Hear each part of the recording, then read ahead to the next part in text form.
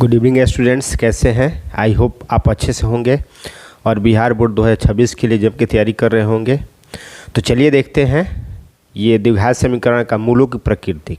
आज हम आपको बताएंगे मूलों की प्रकृति के बारे में, जो कि बहुत ही इजी तरीके से बताएंगे और काफ़ी मतलब कि आपको देखने में आसान भी लगेगा और कोई भी क्वेश्चन इससे नहीं छूटेगा। तो चलिए बिना विलंब के हुए स्टार्ट करते हैं और देखते हैं मूलों की प्रकृति। जैसे मान लीजिए यहाँ पे है 10th क्लास का है मूलों की प्रकृति, यानी मूलों की प्रकृति क्या होता है इसके बारे में हम आपको बताएंगे। ठीक है, तो देखिए मूलों की प्रकृति में आपको ये जानना जरूरी है आखिर मूलों की प्रकृति होता क्या है ना।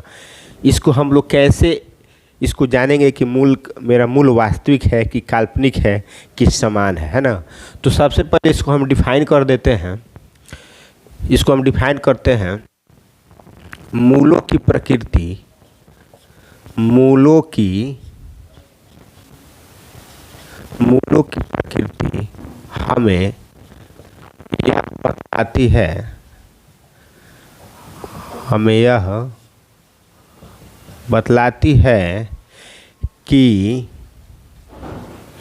मूल वास्तविक होंगे, मूल वास्तविक होंगे या अपरिमेय होंगे, अपरिमेय होंगे या काल्पनिक होंगे, या काल्पनिक होंगे।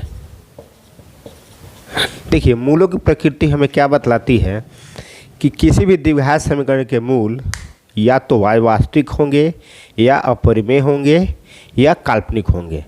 तो देखिए इसको हम लोग कैसे जानेंगे कि वास्तविक होंगे कि अपरिमेय होंगे कि काल्पनिक होंगे। तो किसी भी द्विघात समीकरण, मान लीजिए कोई द्विघात समीकरण लेते हैं, किसी भी द्विघात समीकरण को हम ले लें।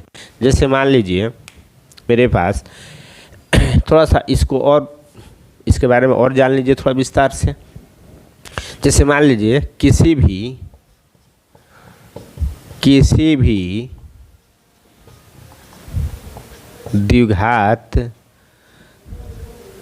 समीकरण के मूल उसके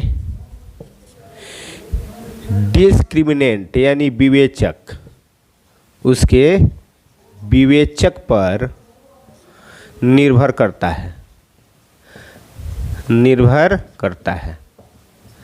किसी भी द्विघात समीकरण का मूल क्या करता है, उसके विवेचक पर निर्भर करता है। जैसे मान लीजिए इसको हम लोग, इस विवेचक को हम लोग क्या विविक्तकर भी बोलते हैं,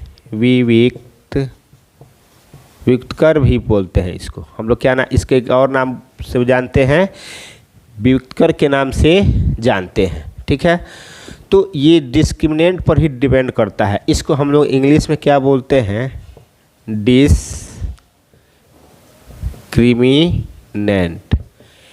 इसको हम लोग इंग्लिश में डिस्क्रिमिनेंट के नाम से जानते हैं। जैसे मान लीजिए मेरे पास कोई द्विघात समीकरण है, मेरे पास कोई द्विघात समीकरण है ax² bx + c = 0। ठीक है, तो इसका हम लोग d कैसे निकालेंगे, d = b² - 4ac।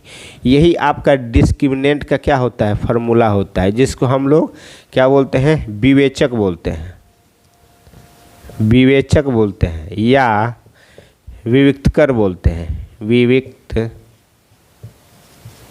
विविक्तकर कहते हैं। ठीक है, तो इसी डी पे डिपेंड करता है। ठीक है, तो अब देखिए मूल वास्तविक होंगे, काल्पनिक होंगे या अपरिमेय होंगे, इसको कैसे जानेंगे।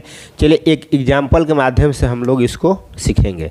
जैसे मान लीजिए हमारे पास एक एग्जाम्पल है x² - 5x + 6 = 0। x² - 5x + 6 = 0। तो यहाँ से a का वैल्यू निकाल देंगे। x का जो भी कोफिशिएंट होगा यानी गुणांक होगा, यानी x² का जो कोफिशिएंट क्या है 1 है, इसको हम लोग लिख देंगे 1। b का वैल्यू क्या होगा, x का यहाँ कोफिशिएंट क्या है -5 है, तो इसको क्या लिख देंगे -5। c बराबर क्या हो जाएगा, कांस्टेंट टर्म, कांस्टेंट टर्म क्या है 6 है। अब हम क्या करेंगे, यहाँ से डी का वैल्यू निकालेंगे, यानी डिस्क्रिमिनेंट निकालेंगे। ठीक है, नीचे मेरे पास स्पेस नहीं है, कृपया आप लोग इसका स्क्रीनशॉट निकाल लीजिए। चलिए स्क्रीनशॉट लीजिए, इसके बाद हम इसको साफ करके लिखते हैं। लीजिए स्क्रीनशॉट जल्दी से। तो मेरे पास क्या हो जाएगा, यहाँ से d का वैल्यू क्या हो जाएगा, यहाँ से एक्स स्क्वायर जो था -5x + 6 बराबर 0, तो d बराबर क्या लिखेंगे, यहाँ से d बराबर b² - 4ac। तो यहाँ से देखिए b का वैल्यू क्या है, -5 है, -5 लिख देंगे इसको, इसका होल स्क्वायर हो जाएगा -4। a का वैल्यू क्या हो जाएगा 1, a का वैल्यू 1, और c का वैल्यू क्या हो जाएगा 6 हो जाएगा यहाँ से। ठीक है, तो ये क्या हो जाएगा, -5 को अगर 2 बार मल्टीप्लाई करेंगे तो क्या हो जाएगा 25 हो जाएगा, और माइनस क्या हो जाएगा 4 में 6 से मल्टीप्लाई करेंगे तो क्या हो जाएगा 24। तो ये क्या हो जाएगा, 25 में से माइनस करेंगे 24, ये हो जाएगा 1। यहाँ देख रहे हैं d का वैल्यू 1 आ गया। तो ये मेरा क्या है, डिस्क्रिमिनेंट यानी विवेचक है, व्युत्कर है। इसी मान पर डिपेंड करता है किसी भी द्विघात समीकरण का मूल वास्तविक होगा, अपरिमेय होगा कि काल्पनिक होगा। ठीक है, तो मूलों की प्रकृति के बारे में चलिए अब हम लोग जानेंगे। मूलों की प्रकृति, मूलों की प्रकृति, मूलों की प्रकृति, इसको बड़े अच्छे से देखिएगा, आसान एकदम सावधानीपूर्वक देखिएगा, माइंड को कॉन्सेंट्रेट करके देखिएगा। ठीक है, तो कैसे इसको करेंगे सॉल्व। अब देखिए मूलों की प्रकृति के मेरा आज का पहला है, यदि d का वैल्यू अगर मान लीजिए b² - 4ac का वैल्यू 0 से बड़ा आ जाता है, या हम ऐसे भी बोल सकते हैं इसका वैल्यू अगर d से 0 यानी d का वैल्यू 0 से बड़ा आ जाता है, हम लोग इसी को बोलते हैं b² - 4ac के बदले d लिख देते हैं। अगर इसका वैल्यू 0 से बड़ा होता है, उस कंडीशन में इसका मूल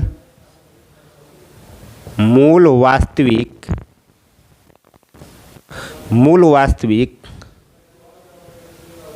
तथा भिन्न होता है। मूल वास्तविक तथा क्या होता है, भिन्न होता है।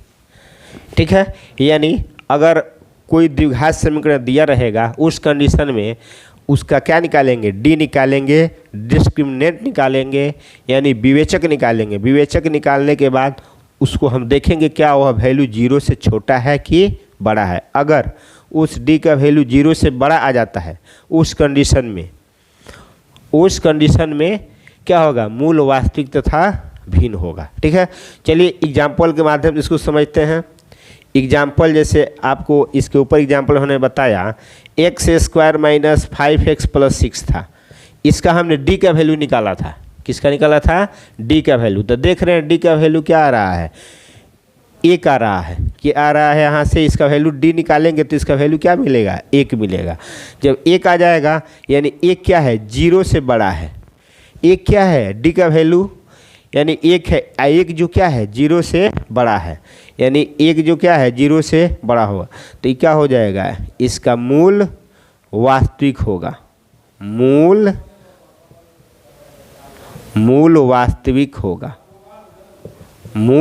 वास्तविक होगा। ठीक है, तो ये मेरा आज का पहला कंडीशन था, मूल कब वास्तविक होता है ना, ये पहला कंडीशन है। जल्दी इसका स्क्रीनशॉट लीजिए, इस तुरंत इसके आगे बताते हैं सेकेंड नंबर। चलिए लीजिए आप लोग स्क्रीनशॉट लीजिए तेजी में थोड़ा। चलिए इसके आगे हम लोग देखते हैं। ठीक है, इसको थोड़ा सा साफ कर दें। तो इसके अगर मूल वास्तविक हो जाएगा, तो उस कंडीशन में क्या होता है, एक द्विघात सूत्र आपको बताया गया होगा। x बराबर इसके पिछले वीडियो में मैंने बताया है, x बराबर -b ± √√b² b² minus 4ac बटा 2a। ये द्विघात सूत्र है। इसके सहायता से हम लोग क्या कर सकते हैं, उसका दो मूल निकालते हैं। इसके मूल कितने होंगे, 2 होंगे। जैसे मान लीजिए यहाँ b का वैल्यू क्या था, b का वैल्यू क्या था, देखिए तो यहाँ यही क्वेश्चन था ना मेरा, x² माइनस 5x प्लस 6 बराबर 0, यानी a का वैल्यू था 1, b का वैल्यू था -5 और c का वैल्यू क्या था, 6 था। तो यहाँ से b का वैल्यू कितना है, -5 है। तो एक तो पहले से माइनस दिया गया है और सेकेंड में क्या है, यहाँ -5 है। तो -5 प्लस माइनस रूट अंडर, यहाँ देखिए b² माइनस 4ac। देखिए बार बार इसको आपको मान लिखने की ज़रूरत नहीं है। आप एक बार d का वैल्यू निकाल लिए। d का वैल्यू क्या निकाले थे, 1 निकाले थे ना।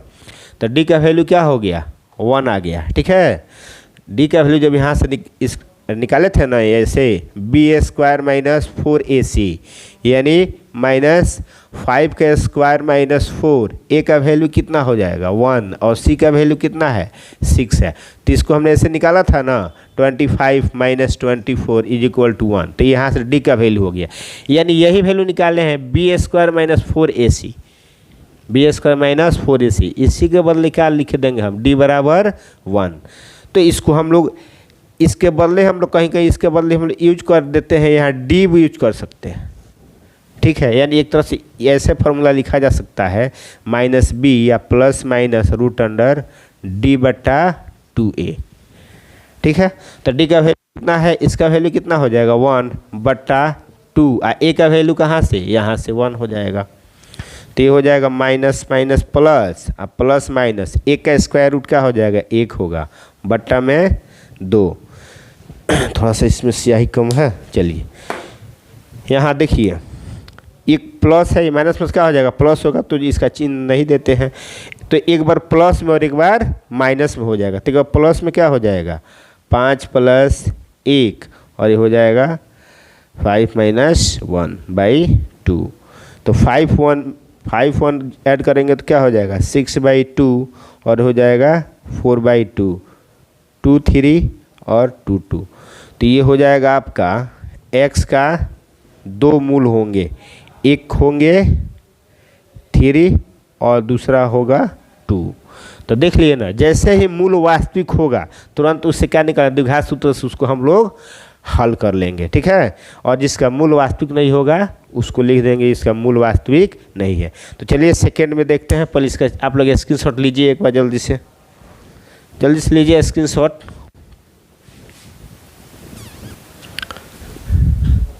तो चलिए देखते हैं नेक्स्ट क्या है।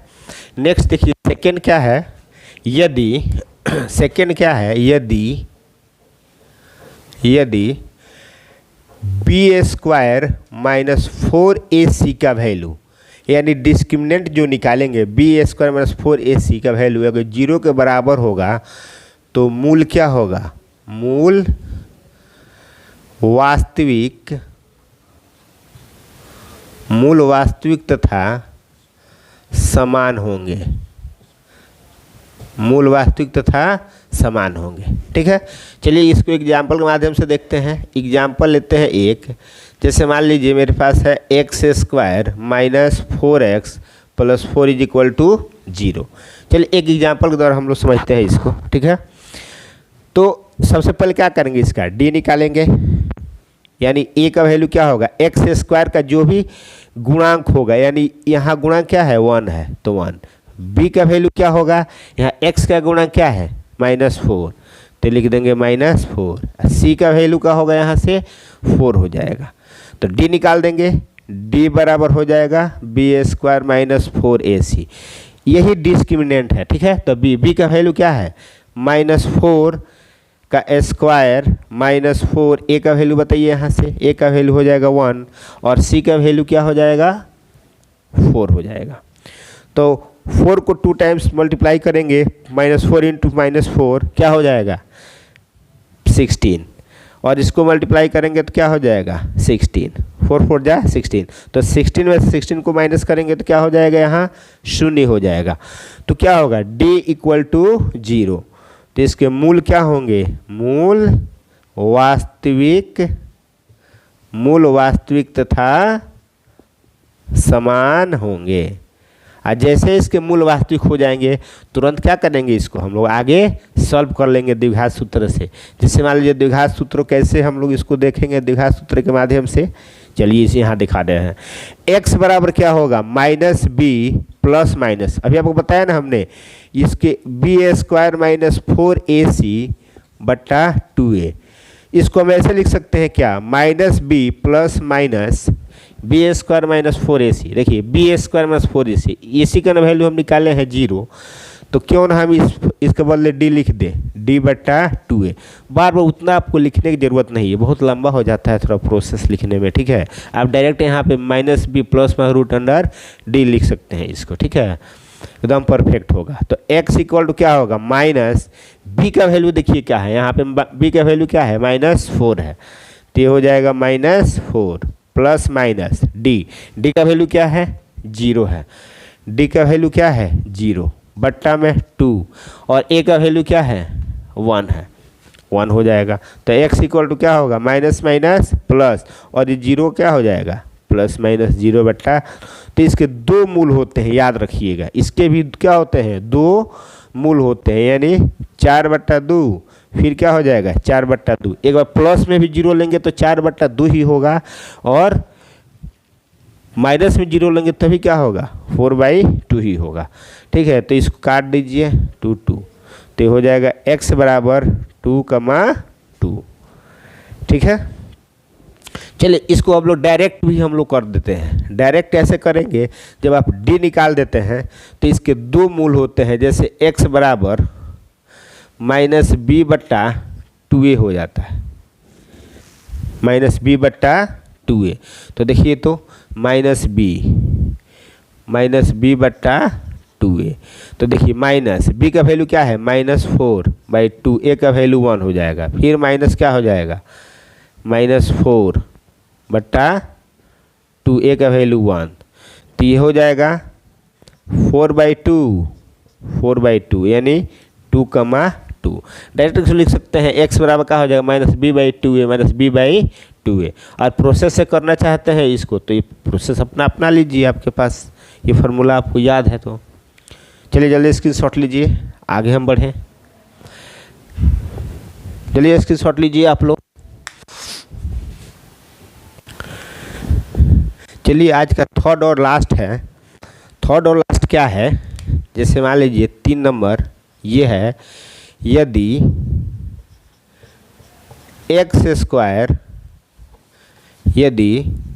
b² माइनस 4ac का वैल्यू जब 0 से छोटा हो जाए, है ना, यानी अगर किसी भी द्विघात समीकरण के d का वैल्यू निकाले और उसका वैल्यू 0 से छोटा आ जाए, यानी निगेटिव आ जाता है।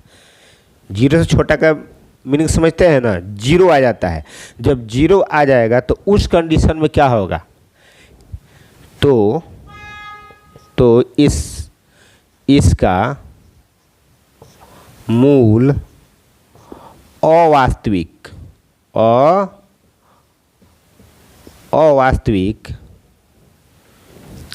काल्पनिक भी बोलेंगे इसको, काल्पनिक या सम्मिश्र होंगे। तो इसका मूल वास्तविक, अवास्तविक, काल्पनिक तथा क्या होंगे, सम्मिश्र होंगे।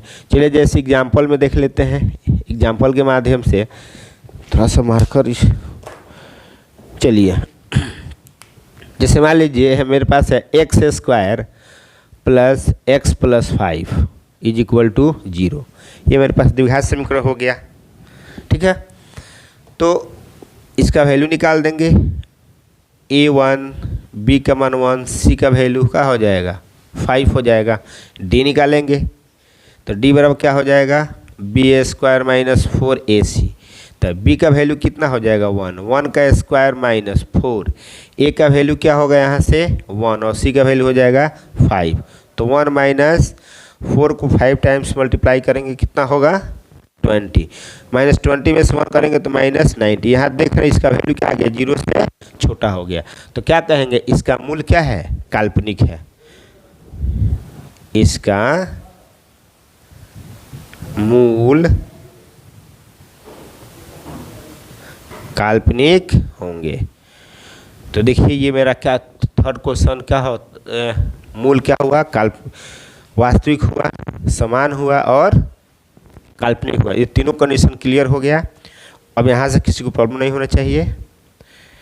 और मैं सभी स्टूडेंट्स से कह देना चाहता हूँ कि जो भी स्टूडेंट्स हमारे चैनल पर नए हैं तो कृपया चैनल को सब्सक्राइब करें और बेल आइकन का घंटी दबाना ना भूलें। Thank you watching for video.